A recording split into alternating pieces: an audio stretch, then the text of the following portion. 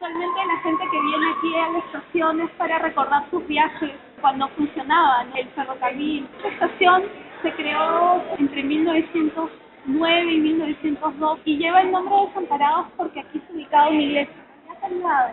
Una iglesia muy antigua que desde el siglo XVII hasta la década del 38 estuvo emplazada aquí y es la iglesia que ahora conocemos que está en Breña. Y aquí la Casa de la Literatura funciona desde el 2009, ya van a ser 6 años de actividad y de que se ha resignificado este espacio, ¿no? Un poco empezamos con Los Inocentes, el primer libro de Osvaldo Reynoso, además su primer libro de cuentos, en donde hay personajes que se reiteran, ¿no? Y en donde que son jóvenes que están buscando su lugar en la ciudad, un lugar en su vida, ¿no? Son jóvenes que hasta ese momento no fueron retratados en la literatura, ni su forma de hablar, ni sus gustos, y son jóvenes personajes e historias que nos han marcado, porque si bien han pasado ya más de 50 años y uno lee estos libros de adolescentes, digamos, se identifica, ¿no?, en esa búsqueda que tienen ellos, en su reconocimiento de las calles.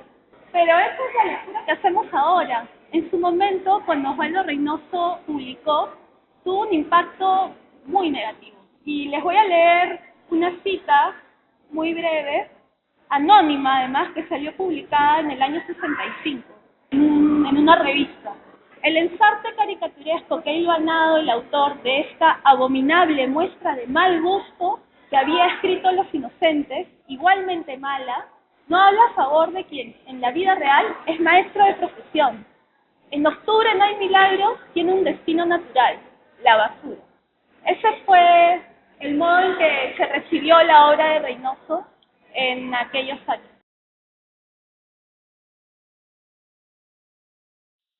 En este punto queremos comentar acerca de qué inspira la obra de Osvaldo Reynoso, ¿no? La obra de Osvaldo Reynoso surge en un contexto de creación literaria que comienza a ver la ciudad, a descubrirla y a inventarla, ¿no? Él habló de la invención de la ciudad en la literatura.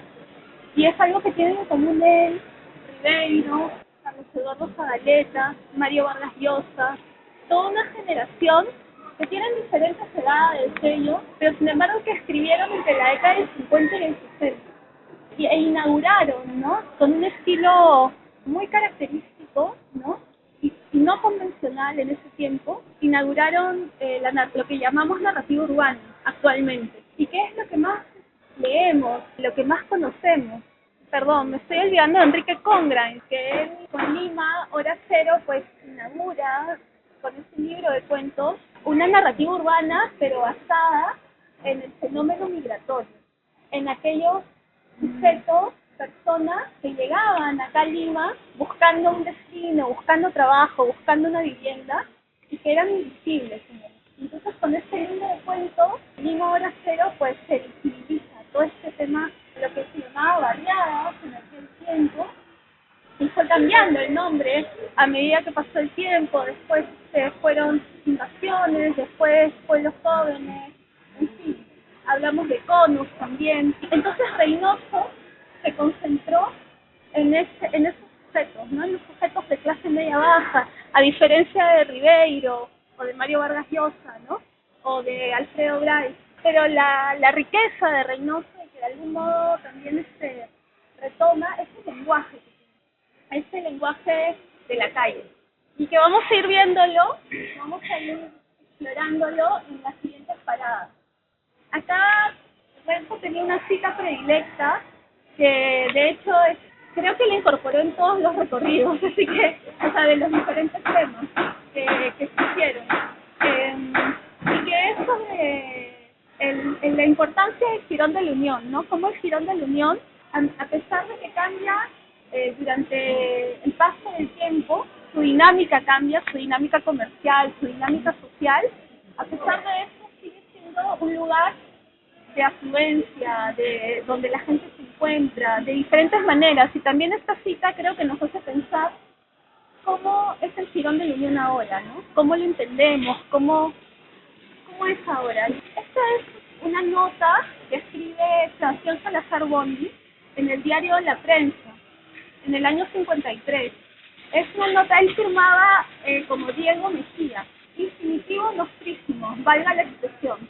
Gironear equivale a ir y venir gratuitamente por nuestras 4 calles principales, sin destino, dando recreo a la vista y derrochando tiempo en el tiempo. Un cronista de la Lima que se va ha escrito en un diario local, hace apenas unos días, sobre lo que para él era el verdadero encanto del Jirón de la Unión, su condición de living familiar, de lugar de citas amicales y tertulias íntimas, en que personajes domésticos, conocidos de todos, lucían su dandismo o su gracia personal, su inteligencia o su elegancia. Melancólicamente ha recordado el periodista que hace 40 años el Jirón de la Unión, o sea, hace 40 años en la década del 50, o sea, en la década del 10, el Jirón de la Unión, por antonomasia, era apacible, quieto, amable, sin tráfago ni ruido. Hoy, por el contrario, esta estrecha arteria compulsa una multitud apresurada, a la cual acechan vendedores, buhoneros, gentes imprecisas y toda ralea de seres impertinentes. Los tiempos han cambiado. Cambiar es la esencia misma del tiempo. Y puede parodiarse hoy a Heráclito diciendo que no se pasea 1 o 2 veces en el mismo Jirón de la Unión, porque esa arteria refleja como un espejo la evolución misma de la ciudad. Ayer, cuando la aldea vivía al compás hogareño, cuando Lima era la villa de unos cuantos nombres y unos apellidos, en el Jirón de la Unión eran esos nombres y esos apellidos como su decoración cotidiana, su lujo diario. Hoy que Lima es ciudad abigarrada y palpitante como cualquiera de otra latitud, se entremezclan en el Jirón de la Unión los rostros borrosos de la muchedumbre que la habita. Y también ahí aflora la urgencia de subsistir que la anima y urge. Esta cita nos remonta al Jirón de la Unión y cuántas cosas, a pesar del paso del tiempo, todavía persisten, ¿no? Y también recordar que también por esos años Sebastián Salazar Bondy escribe en un libro de ensayos que se llama Lima lo horrible, en donde él desmenuza el pensamiento de la sociedad limeña, ¿no? Y es muy crítico a esa idea de los apellidos o de la ciudad apacible, ¿no?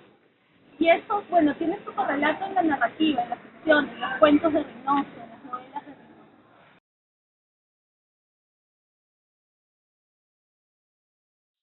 Estamos en plena avenida Tacna con Jirón Huancavelica. En octubre no hay milagro. La vez pasada, cuando fuimos a casa de Osvaldo Reynoso a contarle que íbamos a hacer este recorrido en homenaje a los 50 años de su novela, una curiosidad que no teníamos y que no lográbamos encontrar información era sobre la editorial. ¿Qué editorial era esta? Que no encontrábamos en ningún lugar de quién era, qué otros libros publicó, nada. El asunto es que él nos contó que este sello editorial, Ediciones Guamán Puma, él lo creó para publicar su novela. Y entonces es la única publicación de esta editorial. Y lo hizo con sus propios fondos. Y así logramos resolver ese misterio de cuál era la historia de esta editorial. La novela son historias cruzadas, digamos. Está Don Manuel, que es un personaje, no sé si lo recuerdo, un poco siniestro, es un hombre con mucho poder, es un senador. Luego está Don Lucho, que es un hombre trabajador y que se está quedando sin casa, su familia, ¿no? Y que tiene un día para buscar una nueva casa porque lo van a desalojar. Está su hija Betty, que trabaja en el Jirón de la Unión, en la casa Welch. Está su hijo Miguel, que es un joven entre vago y entre que no sabe qué hacer, y su hermana trabaja mucho y él no trabaja, pero sí busca trabajo y está enamorado, etcétera. Y está Tito, el amante de Don Manuel, que Tito es un chico de la Victoria, y toda la novela transcurre en un día de la procesión del Señor de los Milagros. En un día íntegro, con una suma de detalles. y es un día en que también se disputa el poder del país. Se disputa, o sea, hay toda una colisión, digamos, de golpe de Estado, digamos. Entonces es una trama bien interesante, historias cruzadas, y aquí Renzo sacó un aspecto de la novela, esta idea de lo sagrado y de lo erótico.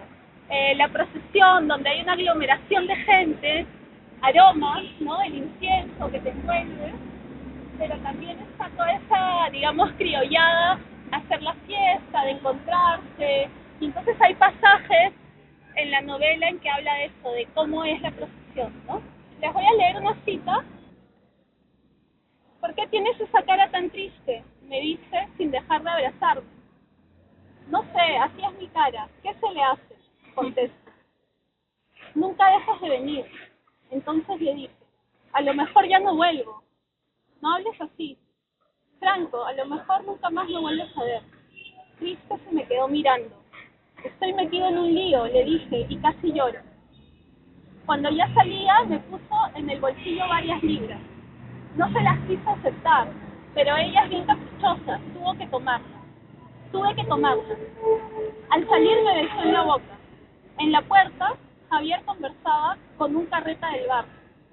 La cola de clientes de Doris estaba bien, pero bien larga. Y no es para menos, tratándose de Doris, Javier me dijo que le prestara molido para tirarse el segundo polvo de la noche con Doris. Javier, eso sí, tuve que darle guía. Cuando Javier salió de donde Doris, me encontró comiendo anticucho. Luego quisimos volver al centro, pero no se pudo. Todo estaba lleno con gases lacrimógenos. Solo al amanecer pude llegar hasta aquí. Ahora sí que me voy. El Señor de los Milagros en la tarde estará entrando a la Victoria. Y ya nunca más seré cobarde, nunca más, cierto, sin mentira, palabra, franco. Miguel pagó la cerveza, se levantó la solapa, metió las manos en los bolsillos y cayéndose de sueño se encaminó hacia la colmena. Morado, ácido morado sobre el cielo de Sevilla.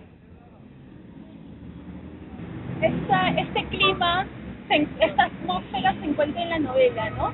Entre lo sagrado, de la procesión, de la fe, y bueno, todos los encuentros eróticos, la búsqueda de Miguel, ¿no? La presencia, o sea, la visita de los prostíbulos, de los jóvenes, y en el primer recorrido que hicimos de este ciclo, tuvimos esta entrevista con Osvaldo Reynoso, y en la que le preguntamos que por qué él además siendo arequipeño tomó como tema en octubre no hay milagros, ¿por qué el Señor de los Milagros? Y él contó de que en Arequipa, cuando él iba a las procesiones, cuando habían fiestas patronales, era muy solemne en la ciudad de Arequipa, muy respetuosa, y que cuando recién llegó a Lima, un compañero de la universidad lo invitó a su casa acá en el centro a ver la procesión, ¿no? Del Señor de los Milagros, y él vino con esa actitud de solemnidad y se encontró con que era una fiesta, y era una fiesta de desenfreno además, ¿no? En donde la gente buscaba pareja, en donde los patas iban a la procesión para puntear, digamos, para hacer esas cosas, ¿no? Y él se quedó realmente sorprendido y dijo, este es el tema, y ahí empezó a escribir.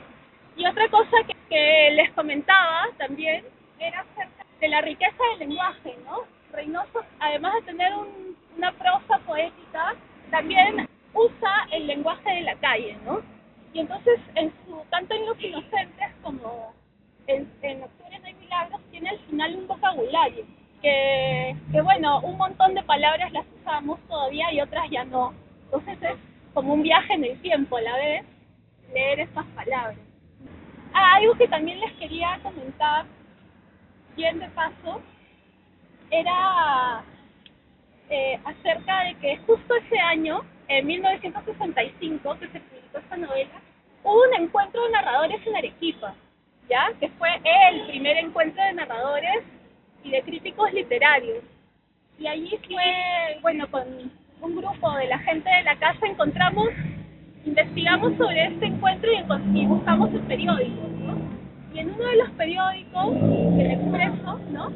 Encontramos una nota que decía: médicos acusan de inmorales a escritores. O sea, el grupo, la Asociación de Médicos, el Colegio de Médicos de Arequipa se había organizado y estaba indignado de que esos escritores que ponen esas palabras en sus novelas y que cuentan esas cosas y que cuestionan la religión, etcétera, estén en su ciudad y sean recibidos en la universidad. Y de hecho, parte de la crítica también que recibió Reynoso fue que hubo un grupo que se organizó, mandó una carta al Ministerio de Educación para solicitar que le retiren el título de docente, porque él es profesor de la Cantuta, estudió en la Cantuta, también enseñó allí, enseñó en China, enseñó en Venezuela. Entonces también estaba esa solicitud. Y también otra anécdota que él cuenta en una entrevista es que la repercusión de la novela fue muy fuerte y en la procesión justamente quemaron uno de sus libros.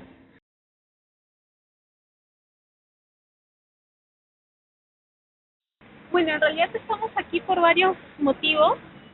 No es que haya una cita puntual de este lugar, de este espacio en la novela, aunque hay un pasaje en que dice que don Manuel está en un balcón de una casona del Jirón Huancavelica, en donde él observa la procesión, observando pasar al Cristo Moreno. Y estamos aquí para compartir un poco las visiones sobre la ciudad.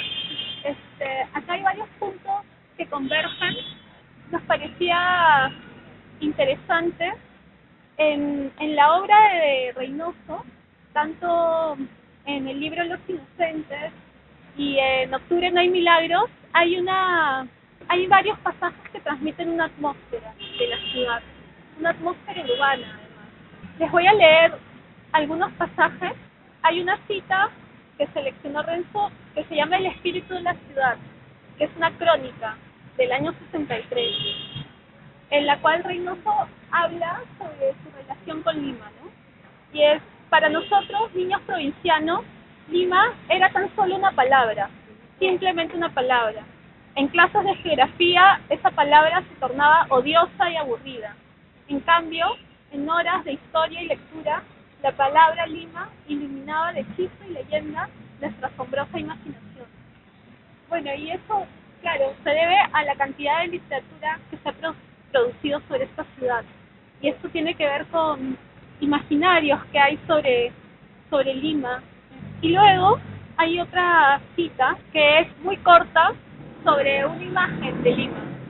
El semáforo es caramelo de menta, exquisitamente. Ahora, rojo, bola de billar suspendida en el aire. El sol, violento y salvaje, se derrama sobre el asfalto, en lluvia dorada de polvo. Así me gusta, bajo el sol, triste y con las manos en los bolsillos. Solo los viciosos tienen esa costumbre. Esta es una cita en Octubre no hay milagros, muy breve.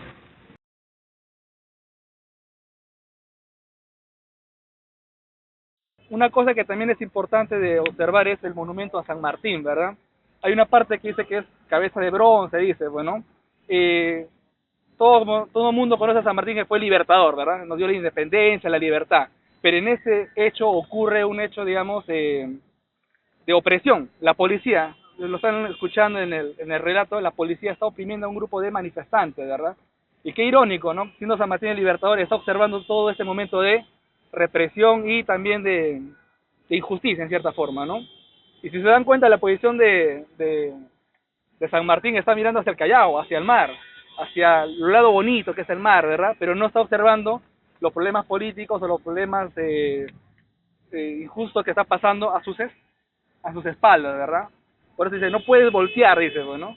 Ya lo que también me llamó la atención es el tema de la mujer en el cuento, ¿no? Si bien está Carambola, Colorete, el Rosquita, pero de la mujer se habla poco, pero la mujer tiene un papel importante, porque la mujer no tiene esa imagen que se daba antes en los cuentos, de la mujer tal vez idealizada, ¿no? Es una mujer que a veces raya en lo lunfardo, ¿no?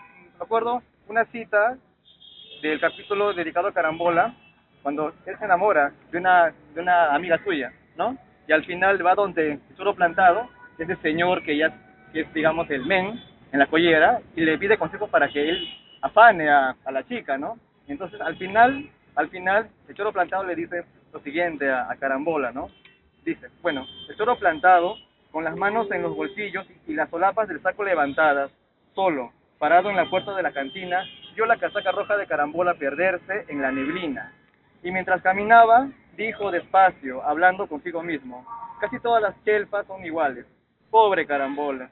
Si supiera que su tal Alicia es más puta que una gallina, todas las filas son igualititas. Pobre Carambola, ¿no? Como que ellos idealizan a la mujer y las personas que tienen ya experiencia en estos avatares saben que son putas, ¿no? Entonces tienen ya, que solo tienen un recorrido así ya. Este libro es que es una serie de cuentos en donde se reiteran los personajes, son los mismos. Entonces, es por eso esta idea de collera, ¿no? De mancha. Ujú. Y estos personajes que Son muy reales, ¿sabes? Son muy sí, vivenciales, ¿no? muy reales.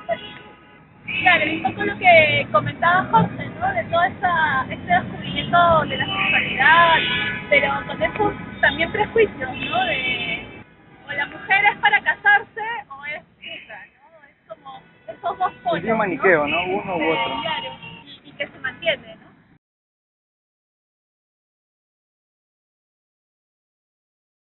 David y yo vamos a hablar un poco acerca del cambio de título de este libro. Es el mismo, en verdad, ¿no? Pero tiene un título diferente. Es una historia que justamente se encuentra en el Palermo, ¿no? Este libro lo iba a editar su esposa, ¿no? Con el título de Lehman Rock. Hubo una suerte de pugna entre Sforza y Reynoso, porque quería Reynoso que el libro se llame como el quiso, pero Sforza, por un motivo más comercial, quería que se llame Lehman Rock, quería otro título para el libro, ¿no? Más marquetero. Hubo un dilema. Hubo hasta una pelea todavía. Hubo una hubo. pelea afuera del Ético Palermo. también, ¿no? O sea, por plata voy a cambiar el título de mi libro, Claro, ¿no? Reynoso- Y entonces discutían, ¿no? Discutían en eso. Sí. Al final Reynoso sale en la mañana, al siguiente día del Palermo, llega hasta donde está Scorza y le dice que el título va a ser Los Inocentes y no se va a cambiar. Entonces, Scorza dice que entonces el libro no va a salir pues, con ese título, ¿no? Se pone férreo él. Y entonces Reynoso se acuerda que en el bar se nombró un título que era Lehman Rock, ¿no? Le dijo a alguien por ahí. Entonces él dice que se llama Lehman Rock, pero que abajo aparece Los Inocentes, ¿no? Claro, es anecdótico saber de por qué la segunda edición se llama Lehman Rock, pero la palabra en rock no se refiere tanto al género musical, ¿no? Que estuvo muy en boga en el 60 precisamente, sino que la palabra rock más que todo puede, digamos, relacionarse más con el joven rebelde de esa época. Es como una especie de cultura, ¿no? Digamos, vestirse como un joven en rock era vestirse con jeans, camisas a cuadros y eso, ¿no? Lo primero que se tiene, digamos, de idea como rock no es tanto la música acá en Perú, sino esta idea del joven rebelde, la actitud de ser un rebelde, un atrevido, un osado. Eso aparece, por ejemplo, en lo que hace Príncipe al momento de robar un carro, creo, lo termina en la comisaría, ¿no? Ese hecho osado, ese hecho atrevido, prácticamente es como marcar, yo soy un muchacho en rock, porque yo soy un rebelde sin causa, de cierta manera, ¿no? Yo hago esto, ustedes no pueden hacer. Todo para ganarse la admiración de sus demás compañeros o amigos de la collera, ¿no? Otro hecho es que también, ¿se acuerdan que le dije que por favor grábense muy bien el fondo del bar Palermo? Era porque en esta edición de Estruendo Mudo, en la parte posterior aparecen algunas fotografías, precisamente que tienen que ver con la publicación de este libro, que por cierto fue no en un centro cultural, no en un museo, no en un teatro, sino fue en un bar, precisamente el bar Palermo. Y entre las personas que estuvieron ahí acompañando en ese momento de la presentación, estuvo nada más y nada menos que Martín Adán, pues, ¿no? Para nada usual hacer presentaciones de libros en bares y recitales. Incluso una vez le preguntamos a Reynoso sobre cómo era la dinámica del bar Palermo, ¿no? Y él nos contó que no iban mujeres, que solamente iban 3 amigas muy cercanas y que solo podían entrar con ellos. Acá dice la presentación en el bar Palermo, están sentados Luis Alberto Peláez, Alfredo Ponce Chirinos, Carlos Torres, Manuel Vaquerizo y José María Arguedas, que ahí se le nota que está de perfil mirando a Reynoso, y de pie están Eleodoro Vargas Vicuña, que es un gran narrador, y Osvaldo Reynoso. Y al fondo, como una mancha, sentado, de perfil, está Martín Nadal, y se le distingue por el sombrero, que era tan característico. Y luego otro bar, que eso sí fue bien interesante, una vez en un recorrido vino un grupo de profesores de la agraria, que eran economistas, ingenieros, una mezcla, pero tenían su club de lectura, y tenían su chaleco de club de lectura de la agraria, sí, eran muy bacanes. Y ellos contaban de que andaban con la gente de San Marcos, de Católica cuando estaba en Plaza Francia, la Católica, y bueno, que andaban mucho en el centro, y nos señalaron el bar Wonny, que es otro bar, ¿lo conoce? Para nosotros era un misterio, porque no lográbamos encontrar la dirección exacta del bar Wonny. El Chifa, era un Chifa en realidad. Bueno, ese Chifa fue crucial para la década del 80. Un Chifa bar, que está en Girón de la Unión, ¿no? En Girón Belén. Y lo que quería leer era una cita de una entrevista a Reynoso, en la que él habla sobre la crítica. Dice: cuando en 1965 se publicó en el Perú su novela En octubre no hay milagro, se generó un escándalo de proporciones y los críticos lo acusaron de marxista rabioso. Reynoso responde: sí, y hasta quemaron el libro en la procesión del Señor de los Milagros. Y luego hubo una petición firmada por varias personas pidiendo al ministro de Educación que me anularan el título de profesor. Y me prohibieron el ingreso a cualquier aula. Y por eso después publiqué otro libro que se llama El escarabajo y el hombre, en donde retomo el trabajo con la lengua popular. Recuerdo que en la presentación de ese libro solo pronuncié estas palabras: me cago en los críticos del Perú y sin ninguna excepción. Lo que por supuesto provocó más escándalo. Y eso es lo que les digo a los jóvenes escritores que van a mi casa, que si son verdaderos creadores no les debe importar la crítica, porque por lo general es una referencia, pero no puede ser una guía definitiva para los futuros creadores.